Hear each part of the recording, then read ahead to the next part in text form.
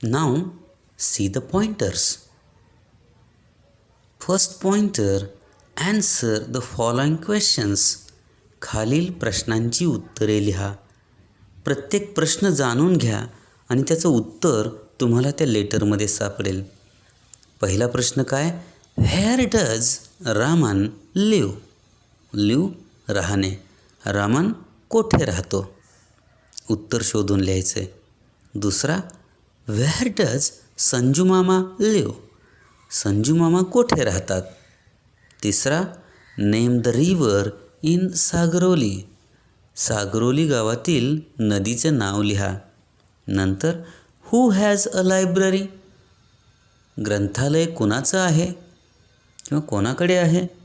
आणि नंतर, if Raman made a list of his relatives at Sagroli, what names would he write? If Raman made a list of his relatives at Sagroli, जर सागरोलीच्या त्याच्या नातेवाईकांची यादी रमननं केली तर what names would he write? तर तो कोणकोणती नावं लिहील? पहा, विचार करा आणि लिहा. Pointer 2, list the interesting things that Raman did at Sagaroli. रमननं सागरोलीला ज्या मजेशीर गोष्टी केल्या ना, त्याची यादी करा. Number them according to your preferences. तुम्हाला जसं वाटतंय त्याच्यातील कुठली तुम्हाला अगोदर जास्त आवडते किंवा जास्त कुठली आवडते, त्याच्यापेक्षा कमी कोणती आवडते, तसे नंबर द्या. मग compare your preferences with those of your friends. आणि तुम्ही जे प्रेफरन्स नंबर दिलेत ना, तुमच्या मित्रांशी तुलना करा. कारण कोणाला काय आवडेल काय सांगता येत नाही. कोणाला पोहायला जास्त आवडेल, कोणाला म्हशीच्या पाठीवरती बसून फिरायला जास्त आवडेल. ज्याला जे आवडतं आहे त्यानं त्याचा पहिला क्रमांक तिथं द्यायचा. Pointer 3, spot the exclamations in the letter and copy the sentences. या पत्रामध्ये जिथं जिथं एक्सक्लेमेशन मार्क्स आलेले आहेत, उद्गारवाचक चिन्ह, ती वाक्य शोधायची आहेत आणि ती लिहून काढायची आहेत. पॉइंटर 4, त्याच्यातील A, find and copy the non English words in the letter. शोधा आणि उतरून काढा, नक्कल करा. कशाची? Non English words in the letter. या पत्रातले इंग्लिश नसलेले शब्द. नॉन इंग्लिश म्हणजे जे मराठी आहेत किंवा हिंदी, मराठीच याच्यामध्ये भरपूर आहेत. ते शब्द शोधायचे आहेत आणि लिहायचे आहेत. B, make a list of your favourite foods or dishes. तुमच्या आवडतं खाद्य किंवा तुमच्या आवडत्या डिशेस याची यादी करायची. How many of the words are English? त्याच्यातले किती शब्द इंग्लिश आहेत ते शोधायचे आहेत, तेही लिहायचं आहे. आणखीन C, list 5 of your favourite books or stories. तुमच्या आवडत्या 5 पुस्तकांची किंवा कथांची यादी करायची, गोष्टींची. How many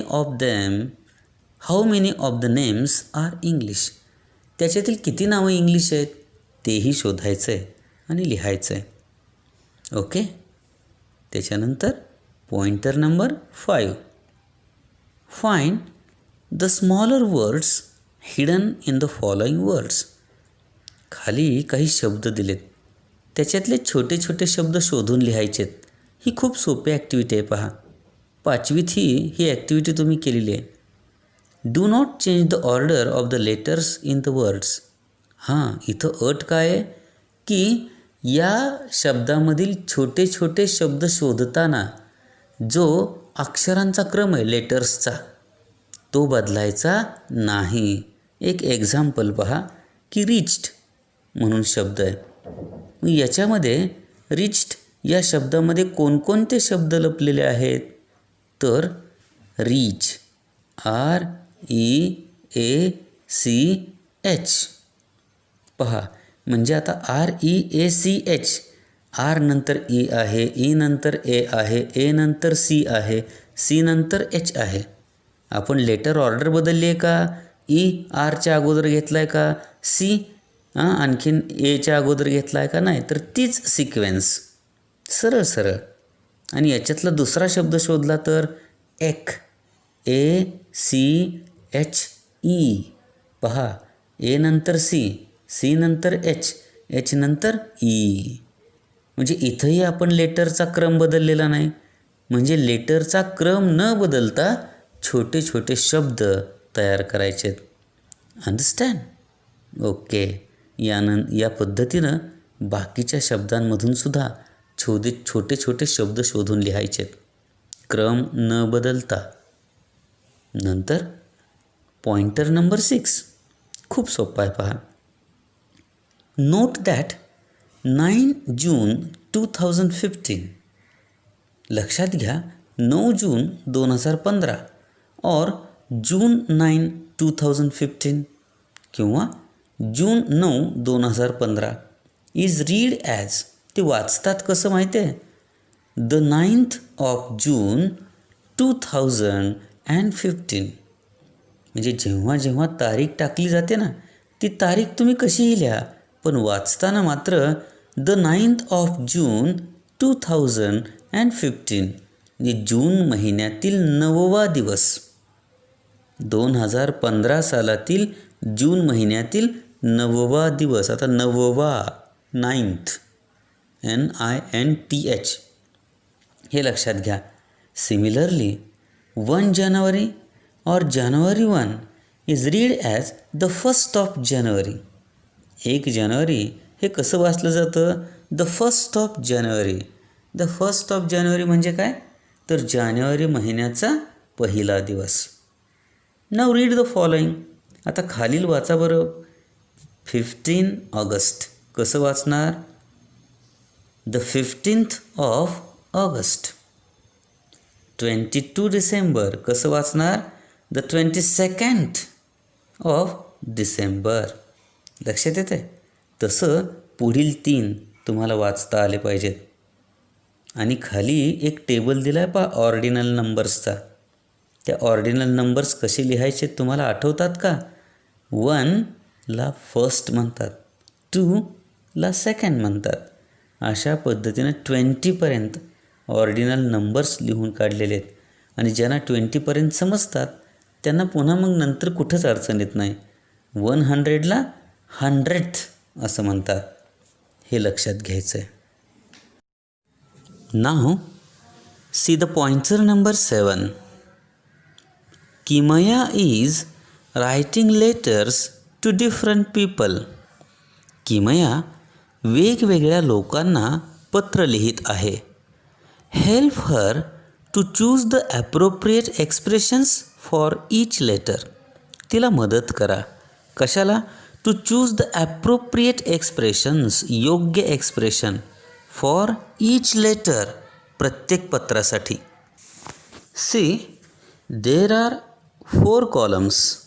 letter is addressed to. म्हणजे कोणाला पत्र लिहित आहेत. बिगिन विथ, सुरुवात काय असावी. लास्ट लाईन्स, शेवटच्या ओळी कशा असाव्यात. आणि साइन ऑफ विथ, आणि सर्वात शेवटी काय असावं. पहा, 4 कलर वापरलेले आहेत. ज्यांना पत्र लिहायचं आहे ते पांढऱ्या बॉक्समध्ये आहेत. सुरुवात करायची आहे ते ग्रीन बॉक्समध्ये आहेत. शेवटच्या ओळी पिंक बॉक्समध्ये आहेत. आणि सर्वात शेवट येलो बॉक्स. किमयाज फादर. समजा किमया तिच्या पप्पांना पत्र लिहिते, तर कशी सुरुवात करेल. Dearest daddy, my dear Bittu, hi Meeta madam, to the manager bank of people, की डिअर मिसेस बेंद्रे. अर्थात डिअरेस्ट डॅडी. लास्ट लाईन्स काय असतील. Love and warm regards. आणि साइन ऑफ कशानं असेल. Your loving daughter. लक्षात घ्या, 2 प्रकारच्या व्यक्तींना आपण पत्र लिहित असतो. काही व्यक्ती अशा असतात की ज्या आपल्या खूप जवळच्या असतात. ते आपले मित्रमैत्रिणी असतात किंवा ते आपले खूप जवळचे नातेवाईक असतात. त्यांच्यासाठी आपण अनौपचारिक भाषा वापरतो, इनफॉर्मल लँग्वेज. म्हणजे त्यावेळेस पत्र सुरुवात करत असताना dear friend, dear brother, dear sister, dear mother, dear father, my dearest father. अशा पद्धतीनं किंवा हाय, हॅलो, एकदम जवळीकतेनं इनफॉर्मल लँग्वेज आपण वापरू शकतो. परंतु ज्या व्यक्ती when you are writing to others, इतरांना पत्र लिहिता, you have to use your words carefully. म्हणजे ते आपले नातेवाईक नाही आहेत, ते आपले मित्रमैत्रिणी नाहीत, परंतु त्यांना आपल्याला पत्र लिहायचं आहे.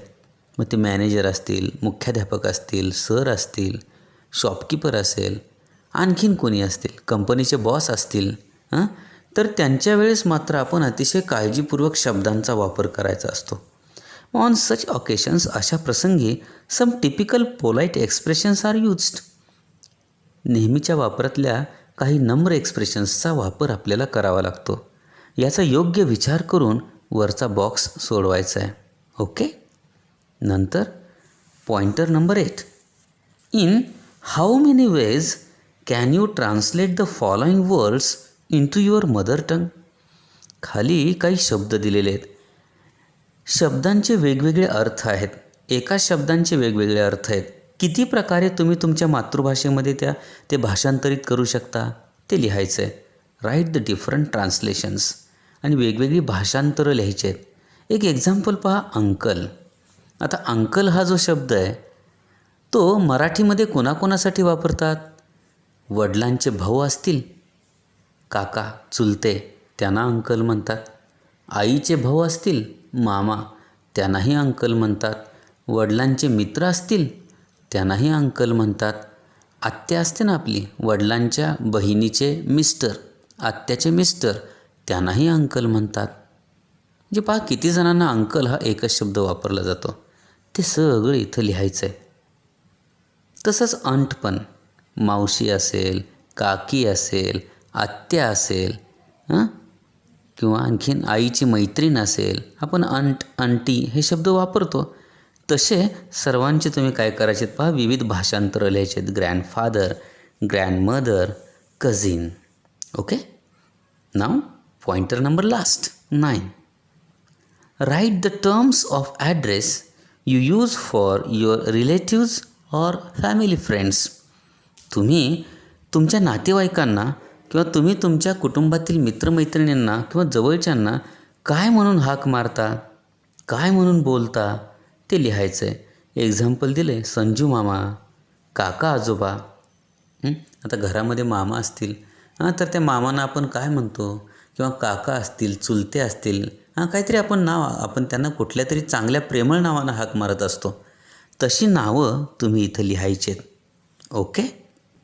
लिसन the letter again and again. पत्र मी वाचलेलं, तुम्हाला समजावून सांगितलेलं पुन्हा पुन्हा ऐकायचं आहे.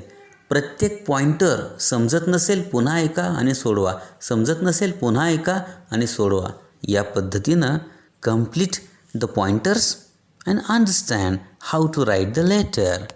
Till then, have a nice day.